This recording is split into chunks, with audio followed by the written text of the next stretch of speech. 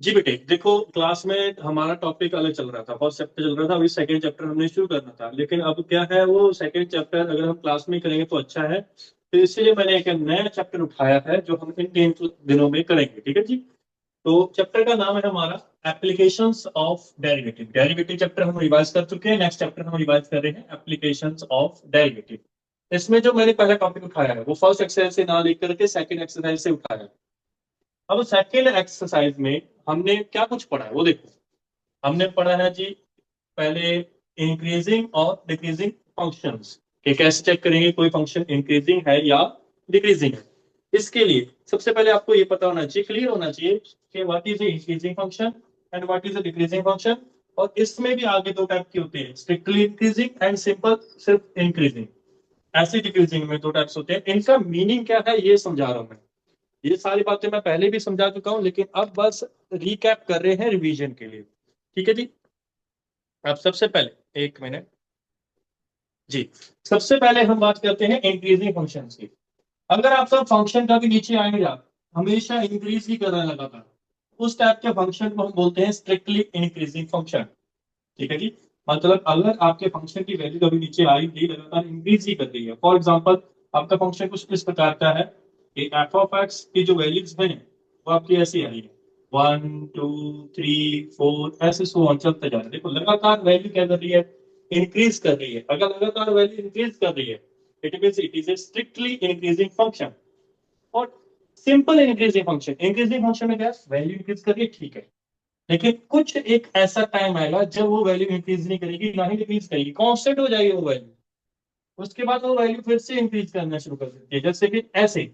ये फंक्शन इस प्रकार का हो सकता है, 1 2 2 3 4 5 सो on। देखो वैल्यूज तो इंक्रीज कर रही है, लेकिन एक टाइम ऐसा है जब वो वैल्यूज क्या होगी थी, कांस्टेंट हो गई थी, मतलब बढ़ना रुक गया था वो बढ़ने से। 2 2 दो बार आया, ठीक है। कांस्टेंट हो गया था इतने टाइम के लिए, इसीलिए इसको फंक्शन को हम बोलते हैं सिंपल इंक्रीजिंग। स्ट्रिक्टली इंक्रीजिंग कभी कांस्टेंट ना हो, लगातार बढ़ता ही जाए। इंक्रीजिंग बढ़ा, रुका, फिर बढ़ा। इसको मैं एग्जांपल के साथ समझाऊं। फॉर एग्जांपल, आप सभी एक गाड़ी में बैठे हो, ठीक है, स्कूल वैन में बैठे हो। स्कूल वैन जो है वो पहले अभी शुरू करती है, वो धीरे धीरे एक्सेलरेट करना शुरू करती है, क्योंकि अभी रुकी हुई है ना। शुरू करती है तो धीरे धीरे उसकी स्पीड जो है इंक्रीज करती है, करती है, करती है, करती है, ठीक है। एक टाइम ऐसा आया, ठीक है, जहां पे जाके ड्राइवर को लगा कि अब मेरी जो स्पीड है वो लगभग लगभग 40 की स्पीड हो चुकी है, 40 किलोमीटर पर आवर। इससे आगे रोड हैंडल, मतलब रोड काफी पतला है, तो इससे ज्यादा स्पीड बढ़ाने की जरूरत है नहीं, तो 40 की स्पीड पे ही चला जा रहा है। ठीक है, जीरो से शुरू किया, 40 तक गया। अब जीरो से लेकर 40 तक जब वो गया, तो उसकी स्पीड लगातार इंक्रीज कर रही है, तो उसको हम बोलेंगे कि स्पीड लगातार स्ट्रिक्टली इंक्रीज करी है। उसके बाद 40 के ऊपर वो कांस्टेंट हो गया है ना। अब वो क्या देखता है, जैसे ही रोड खत्म हुई, आगे रोड जाके बड़ा हो गया। रोड बड़ा हो गया तो उसने फिर से स्पीड को इंक्रीज करना शुरू कर दिया। अब यहाँ पे क्या हुआ, सबसे जीरो से लेकर 40 तक तो स्ट्रिक्टली इंक्रीजिंग था, लेकिन 40 पे आके वो वैल्यूज कांस्टेंट होगी, क्योंकि उसने 40 से आगे स्पीड बढ़ानी बंद कर दी थी रोड के अकॉर्डिंग, ठीक है। अब जैसे उसको रोड बड़ा मिला, उसने 40 से आगे फिर से स्पीड बढ़ा दी। अब यहाँ पे एक टाइम ऐसा था जहां पे उसकी स्पीड लगातार कांस्टेंट थी, 40 थी। इट मीन ये जो फंक्शन है वो सिंपल इंक्रीजिंग फंक्शन है, स्ट्रिक्टली इंक्रीजिंग नहीं। ठीक है, स्ट्रिक्टली इंक्रीजिंग कब तक था, जब जीरो से 40 तक जाना था, एक बार 40 में पहुंच गया, उसके बाद वो उसने कांस्टेंट कर दी स्पीड। इट मीन वो उसके बाद वो इंक्रीज हुआ है, स्ट्रिक्टली इंक्रीज नहीं हुआ। सिमिलरली डिक्रीजिंग फंक्शन होता है। डिक्रीजिंग फंक्शन लगातार वैल्यू कम होती जाए, ठीक है। एक मिनट,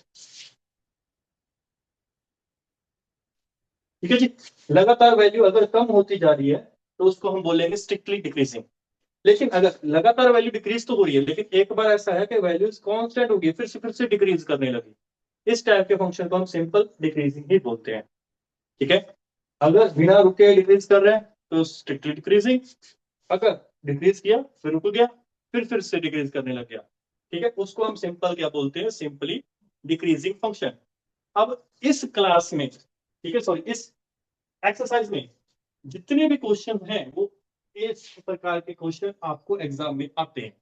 पहला कैसा क्वेश्चन आता है, आपको ये पता होना चाहिए कि कैसे एक फंक्शन को इंक्रीजिंग या डिक्रीजिंग प्रूव करना है। ठीक है, एक तो ये होगा क्वेश्चन। दूसरा क्वेश्चन हो सकता है किसी कांस्टेंट को अंदर एडजस्ट कर दे, जैसे यहाँ पे ए कांस्टेंट है, इन्होंने बोला है कि ए की वैल्यू निकालो, गिवन है कि ये इंक्रीजिंग है। ठीक है जी, ये क्वेश्चन हो सकता है। तीसरा क्वेश्चन सबसे इंटरेस्टिंग क्वेश्चन है और सबसे मुश्किल क्वेश्चन आपको यही लगता है, लेकिन इतना मुश्किल ये है नहीं। इस क्वेश्चन में क्या कहते हैं, फंक्शन दिए हुए हैं, इन्होंने बोला है कि x की किस वैल्यू के लिए ये स्ट्रिक्टली इंक्रीजिंग है और x की किस वैल्यू के लिए स्ट्रिक्टली डिक्रीजिंग है। मतलब इंटरवल्स निकालने हैं जिसके लिए वो इंक्रीजिंग हो, और वो इंटरवल निकालना है जिसके लिए वो डिक्रीजिंग हो। ये इंटरवल निकालना है। इसके सबसे पहले हमें ये पता करना पड़ेगा कि हम चेक कैसे करते हैं कि कोई फंक्शन इंक्रीजिंग है या डिक्रीजिंग। तो उसके ऊपर हम आगे बढ़ते हैं।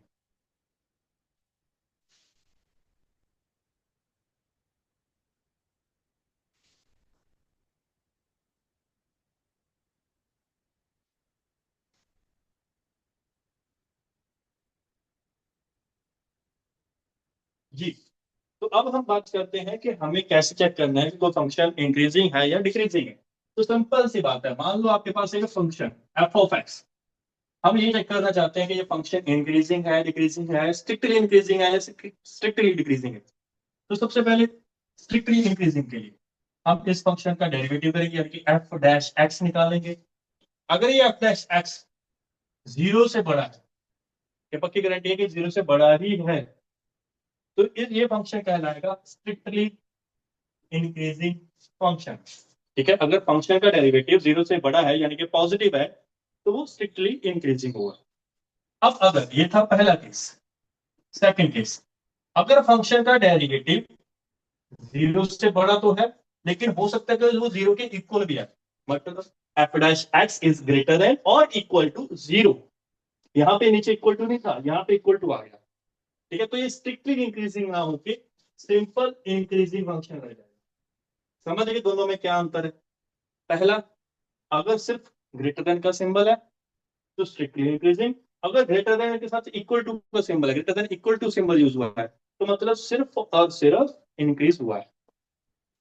थर्ड केस, थर्ड केस में क्या है, डेरिवेटिव निकालोगे, अगर डेरिवेटिव नेगेटिव आ गया या लेस देन जीरो आ गया, तो वो है स्ट्रिक्टली डिक्रीजिंग। ठीक है, चौथा केस, चौथा केस क्या है कि डेरिवेटिव हो सकता है जीरो से छोटा हो या जीरो के इक्वल हो, तो वो सिंपली हम उसे क्या बोलेंगे, उस फंक्शन को डिक्रीजिंग फंक्शन। समझ लगी। जीरो से बड़ा है यानी कि पॉजिटिव है तो स्ट्रिक्टली इंक्रीजिंग, जीरो से छोटा है तो स्ट्रिक्टली डिक्रीजिंग।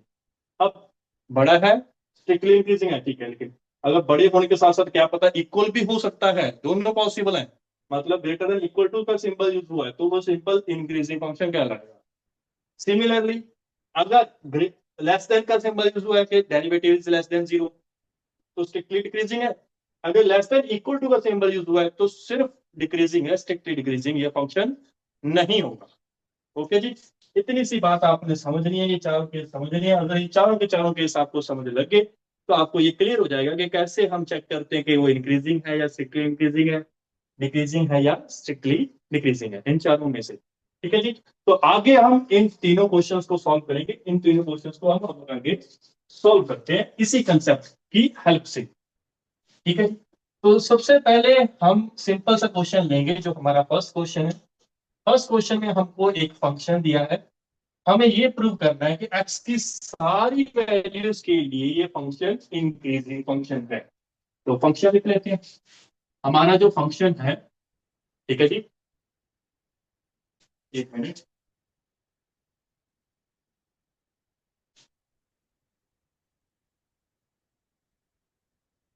जी, हमारा जो फंक्शन है वो लिखा हुआ है यहाँ पे, x cube minus three x square plus six x minus hundred. अब अगर किसी को वहां से नहीं दिख रहा, नेटवर्क अच्छा ना होने के कारण, तो मैं स्टेटमेंट रीड कर रहा हूं आपके लिए।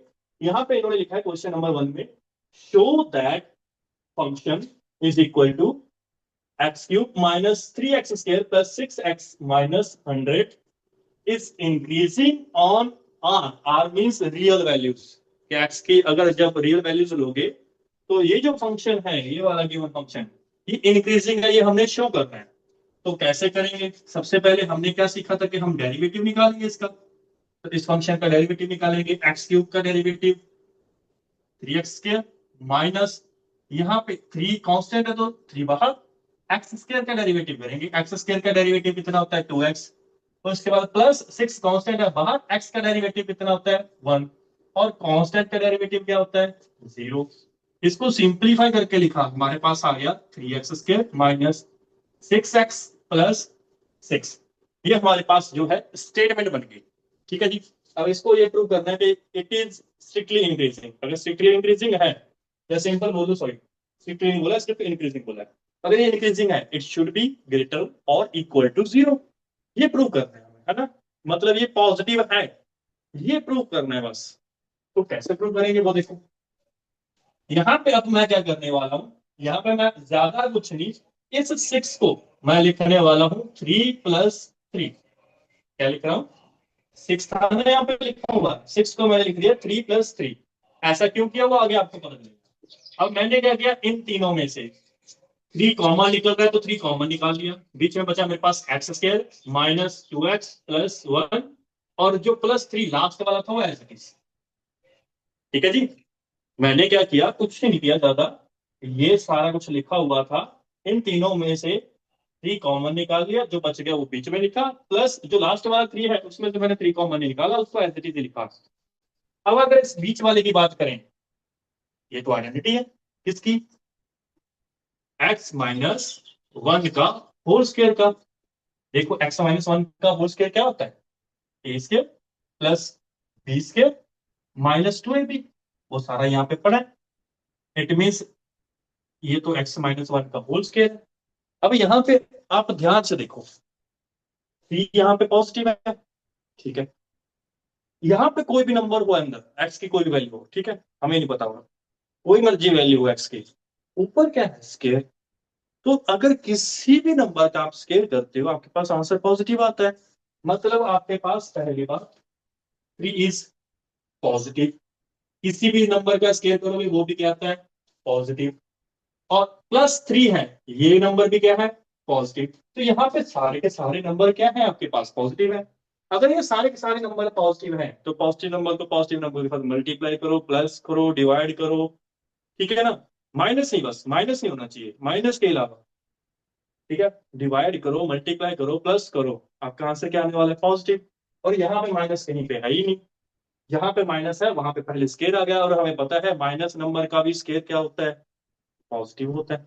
तो मतलब ये सारे का सारा हमारा जो आंसर है वो पॉजिटिव होगा। तो हम क्लियरली बोल सकते हैं कि जो हमारा फंक्शन का डेरिवेटिव है it is greater than 0, it is greater than 0। अगर ये ग्रेटर देन 0 है तो हमने ये शो कर लिया कि एक्स की चाहे कोई भी रियल वैल्यू हो यहाँ पे, ठीक है, हमारा फंक्शन क्या होने वाला है इंक्रीजिंग ही रहने वाला है, ये कभी डिक्रीजिंग नहीं होगा। अगर किसी को ये क्वेश्चन समझ नहीं लगा तो आप अभी चैट बॉक्स में बता दो मुझे, मैं अभी देख रहा हूँ, आप कर सकते हो मैसेज मुझे, ठीक है जी।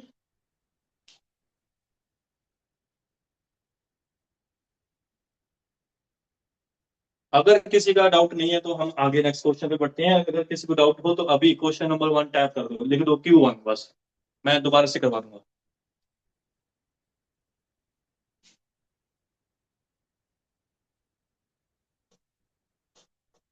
अगर किसी को चाहिए कि मैं दोबारा से रिपीट कर दूं तो डोंट वरी, मैंने आपको पहले ही बोला है, ठीक है, कि इसकी रिकॉर्डिंग मैं आपको सेंड करूंगा, वो रिकॉर्डिंग आप दोबारा से देख सकते हो, कोई दिक्कत नहीं है, ठीक है। इसके बाद भी अगर आपको फिर समझ ना लगे, ठीक है, तो आपको मैं कल दोबारा से बता दूंगा, आप मुझे व्हाट्सएप पे मैसेज कर देना।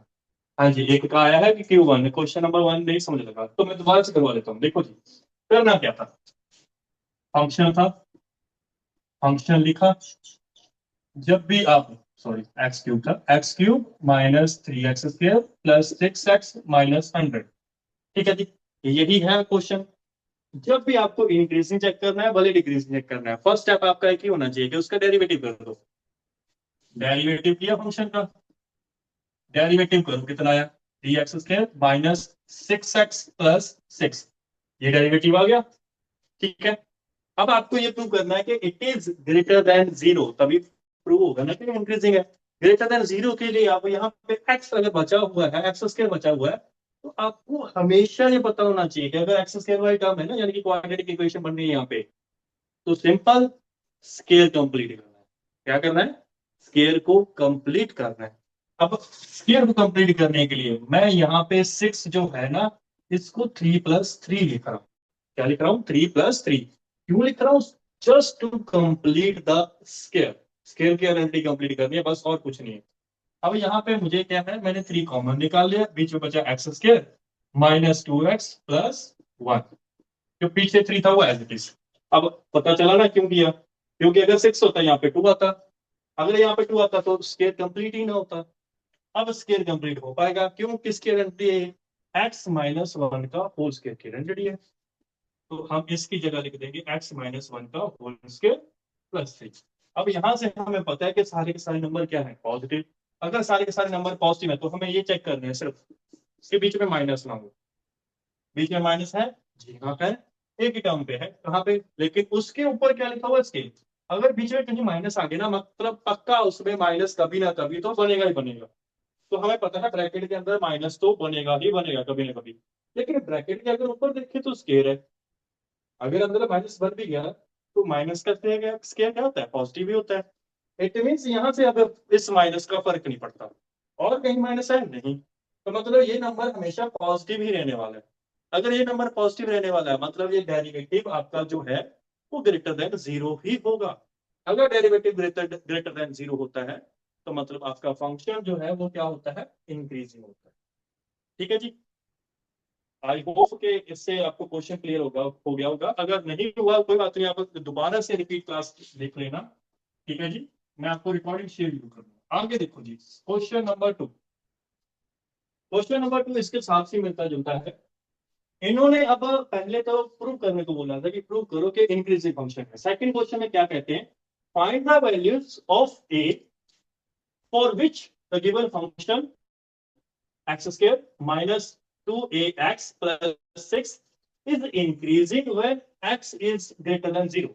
मतलब यहाँ पे ये दिया हुआ function is increasing, function increasing दिया हुआ है, आपको ए की वैल्यू निकालनी है। और उसके साथ साथ ये भी प्रोवाइडेड है कि एक्स आपका पॉजिटिव ही है, एक्स नेगेटिव नहीं है, एक्स पॉजिटिव है, ये गिवन है वहां पे क्वेश्चन में। ठीक है, तो ए की वैल्यू निकालनी है।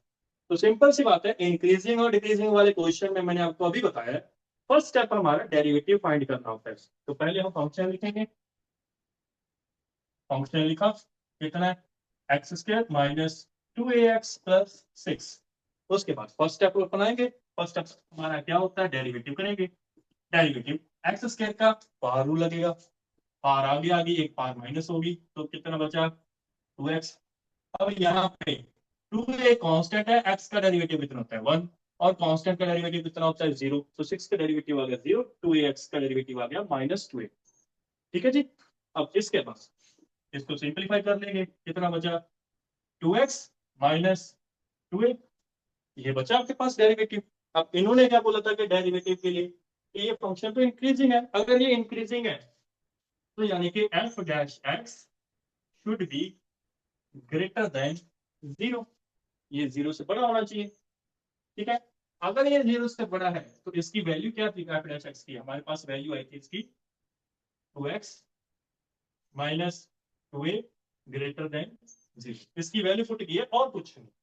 अब यहां से अगर मैं देखूं, ठीक है जी, -2a है, इसको इन इक्वेशन के दूसरी तरफ ले जाएंगे तो दूसरी तरफ जाके ये क्या बन जाएगा, पॉजिटिव, है ना। तो यहां से हमारे पास क्या है, टू के साथ टू कैंसर, हमारे पास बच गया कि ए जो है ना, ए जो है वो एक्स से छोटा होना चाहिए। ए क्या होना चाहिए, A should be less than x. ठीक है, और एक्स पॉजिटिव है ना, एक्स क्या है, पॉजिटिव।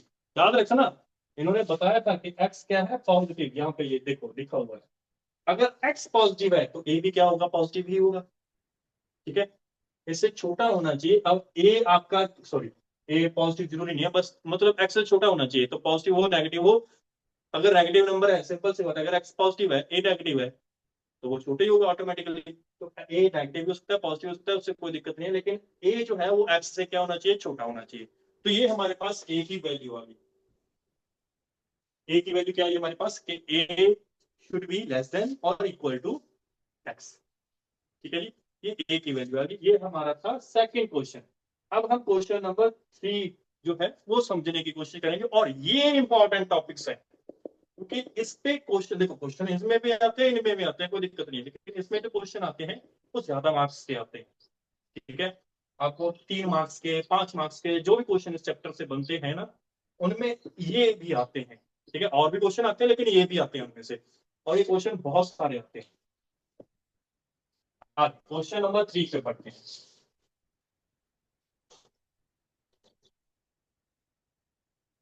क्वेश्चन नंबर 3 में क्या कहते हैं कि आपको ना तो ये बना है कि इंक्रीजिंग है या डिक्रीजिंग है, ना ही आपको मतलब इंक्रीजिंग डिक्रीजिंग गिवन नहीं है, आपको बस ये पता करना है कि एक्स की किस वैल्यू के लिए इंक्रीजिंग है और किस वैल्यू के लिए डिक्रीजिंग है।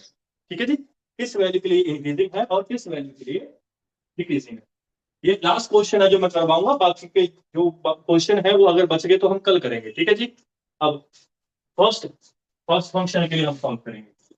फंक्शन की वैल्यू क्या है, एक्स स्क्वायर प्लस 2x - 5, है ना। अब यहाँ पे आप इस क्वेश्चन को दो तरीकों से सॉल्व कर सकते हो। ठीक है जी, अब मैंने दो तरीके बताए हैं। अब इस पहले वाले क्वेश्चन को दोनों में से कोई तरीका लगा लो, आसान हो जाएगा क्वेश्चन, कोई दिक्कत नहीं आएगी। लेकिन सेकंड वाले क्वेश्चन में आपको, फोर्थ वाले क्वेश्चन में आपको हो सकता है दिक्कत आ जाए, तो इसलिए मैं अब वही एक मेथड अपना रहा हूँ जो इन तीनों को सॉल्व कर सके। ठीक है, मैंने जो तरीका आपको क्लासरूम में बताया था, क्या बताया था कि पहले एक नंबर लाइन ले लो, क्या ले लो, नंबर लाइन, इधर लिख दो माइनस इनफिनिटी, इधर लिखो इनफिनिटी, नंबर लाइन ली। अब आपने सिंपल और कुछ नहीं करना, इसका करना है डेरिवेटिव। फर्स्ट स्टेप सेम है सबका, डेरिवेटिव किया फंक्शन का। डेरिवेटिव करने के बाद आपके पास जो भी आया, जैसे कि मेरे पास ये आ गया, ठीक है, एक्स स्क्वायर का डेरिवेटिव किया 2x, 2x का डेरिवेटिव किया 2, ये डेरिवेटिव आ गया। इसको कुछ नहीं, ना ग्रेटर देन जीरो रखना है, ना लेस देन जीरो रखना है, इक्वल टू जीरो रखना है। क्या रखना है, इक्वल टू जीरो, और कुछ नहीं रखना। ठीक है, क्यों, वो मैं आगे बताऊंगा। पॉइंट्स निकालने के लिए करना पड़ता है। अब किया हमने, ठीक है जी, यहां से x की वैल्यू निकाल लो, x का रूट निकाल लो। +2 है, उधर जाके माइनस हो जाएगा, तो -2 इज इक्वल टू 2x आ जाएगा। 2 के साथ 2 कैंसिल, x की वैल्यू आ गई -1। ये आपका एक पॉइंट आ गया यहाँ पे, लेट्स से ये पॉइंट आपका कितना है, -1। ठीक है जी, -1 पॉइंट आ गया। -1 का पॉइंट मतलब क्या है कि इसके ये ना इस नंबर लाइन को दो हिस्सों में डिवाइड कर रहे हैं। एक तरफ आपका फंक्शन स्ट्रिक्टली इंक्रीजिंग होगा, एक तरफ आपका फंक्शन स्ट्रिक्टली डिक्रीजिंग होगा। ठीक है जी, पता चला, बस जीरो के इक्वल क्यों रखा, जीरो के इक्वल इसलिए रखा था ताकि वो पॉइंट निकाल सके जिसकी एक तरफ इंक्रीजिंग हो, दूसरी तरफ डिक्रीजिंग हो। अब किस तरफ इंक्रीजिंग है किस तरफ डिक्रीजिंग है, वो क्वेश्चन कैसे करेंगे, वो क्वेश्चन के लिए अब इसकी जरूरत नहीं है, अब सिर्फ डेरिवेटिव को देखो। इसको देखो, डेरिवेटिव को। डेरिवेटिव आपका कितना था, 2x+2। आपको पता है जिस एरिया में वो पॉजिटिव आएगा वहां पे इंक्रीजिंग होगा, जहां पे नेगेटिव आएगा डेरिवेटिव का आंसर, वहां पे डिक्रीजिंग होगा। तो आप ऐसा करो, यहाँ पे पहले इंटरवल में से, यानी कि -∞ से लेकर -1 तक के बीच में पहला इंटरवल आपका बना, उसमें से एक कोई भी पॉइंट उठा लो। जैसे इस रीजन में कौन सा पॉइंट लाई करता है, मैंने जब देखा मुझे पता चला कि -2 इसमें लाई करता है। ठीक है, -2 -1 से छोटा होता है, -∞ से बड़ा होता है, तो यहाँ पे लाई करता है इसके बीच में। तो -2 वाली वैल्यू मैं यहाँ पे पुट करूंगा। अगर मैं f'-2 निकालता हूँ, यानी कि x की वैल्यू -2 पुट करता हूँ, तो चेक करते हैं मेरा आंसर कितना आता है। ये मेरा आंसर आ गया -2। अगर मेरा आंसर -2 आ रहा है, मतलब मेरा फंक्शन क्या आ रहा है, नेगेटिव। फंक्शन की वैल्यू नेगेटिव कब होती है, जब वो क्या हो, डिक्रीजिंग। मतलब इस केस के लिए वो क्या है, डिक्रीजिंग, मतलब इस इंटरवल के लिए -∞ से लेकर -1 के लिए ये फंक्शन क्या है, डिक्रीजिंग है। सिर्फ डिक्रीजिंग ही, स्ट्रिक्टली डिक्रीजिंग, क्योंकि हम स्ट्रिक्टली डिक्रीजिंग की बात कर रहे हैं। ठीक है जी, तो ये इसके लिए क्या है, स्ट्रिक्टली डिक्रीजिंग। इंक्रीजिंग के लिए हम क्या करेंगे, इसमें से कोई एक पॉइंट उठा लेंगे। देखो -1 से बड़ा, इन्फिनिटी से छोटा, कौन सा पॉइंट है, जीरो है। जीरो -1 से बड़ा होता है, इन्फिनिटी से क्या होता है, छोटा। तो f'0 निकाल रहा हूं मैं, x की वैल्यू 0 पुट की, तो 2 × 0 + 2 आ गया, विच इज इक्वल टू 2। तो मेरी वैल्यू क्या है, पॉजिटिव। पॉजिटिव का मतलब ये यहाँ पे क्या होगा, इंक्रीजिंग होगा। मतलब -1 से लेकर इंफिनिटी वाले इंटरवल में ये जो फंक्शन होगा वो क्या होगा, स्ट्रिक्टली इंक्रीजिंग। ठीक है जी। आई होप कि ये सारा कुछ आपको समझ लगा होगा। आप एक बार अगर नहीं समझ लगा, कुछ नहीं छूट जाता है, तो एक बार रिकॉर्डेड वीडियो जरूर देखना दोबारा से।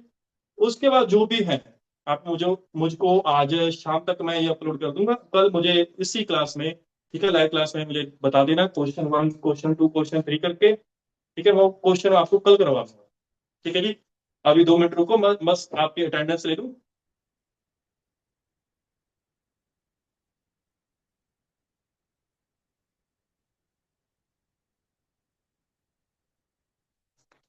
ओके बेटे, thank you everyone, you can leave the class now.